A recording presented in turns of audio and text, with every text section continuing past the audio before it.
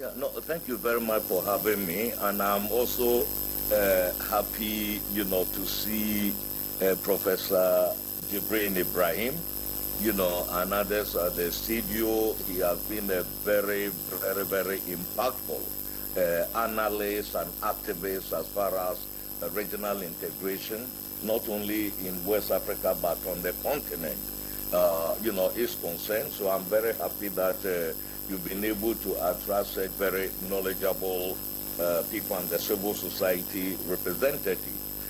What I will say right from the onset is that the fact that today ECOWAS is being talked about not only in Lagos, where I am now, but at the level of the continent. In Europe, there are activities going on. In the Americas, there are issues happening. Tells you one thing, that ECOWAS as a brand has been a global peace setter as far as regional integration is concerned. That symbolism is very, very, very important as far as West Africa is concerned. We have established the brand, and like all institutions, whether the UN, the African Union and others, there will be bumps on the road, right? But ECOWAS has achieved a lot. The fact that they are talking about it today, everybody is talking about it today, is a sign of that. What has added spice to it is the unfortunate withdrawal of 3 of our founding member states, Burkina Faso, Mali, and Niger, from the community, which I think ECOWAS is working assiduously to make sure that within the next few years, we come back together as a 15-member bloc and not a 12-member, bloc as we have today. If you are talking about achievement, I think Professor Jibrin and the other speaker have already highlighted the key, areas of it. What we want in Africa is a community of citizens. It is an ECOWAS of people that we are moving towards. And at the core of it is the fact that we should strengthen our traditional cross-border movement of our mothers, sisters, brothers, trading freely and others. And ECOWAS is an example globally, of that free movement that we are, talking about here. And I think that stands out as a key achievement. And like Professor Jibril said, ECOWAS was set up as an, a developmental, integration organization in 1975. But realities of the world, because ECOWAS was not created in a vacuum.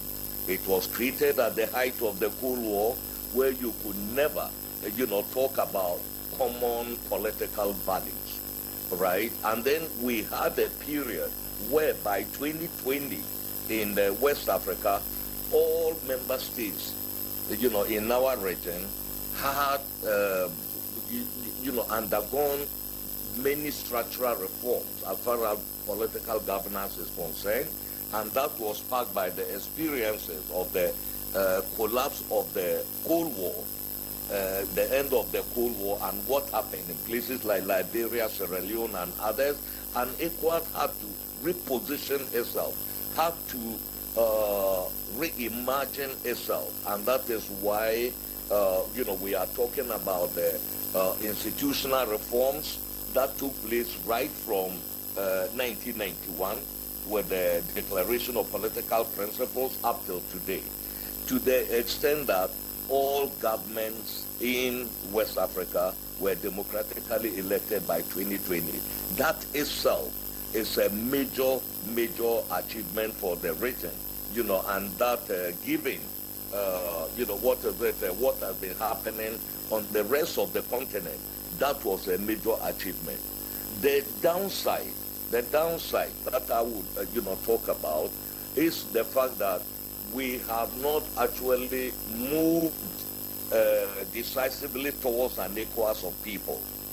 In fact, ECOWAS is still very much dominated by, states, and other citizen action is very much required in order to, shift the narrative towards an ECOWAS of the people, where West Africa, with about 60 to 70% of our population being young people with expectations and then, other aspirations, it is very, very important actually to strengthen, that aspect of it. And I think for me, that is where reimagining ECOWAS going forward, becomes critical for all of us. We need to make sure that ECOWAS is really a community and not an organization.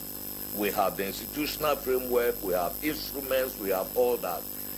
What is lacking is to make sure that that democracy that we've been talking about is actually on good economic governance, that would at least lift our majority of our people out of poverty.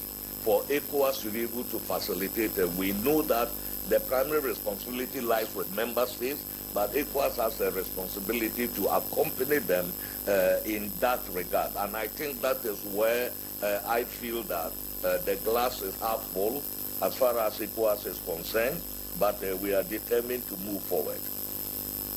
Back to the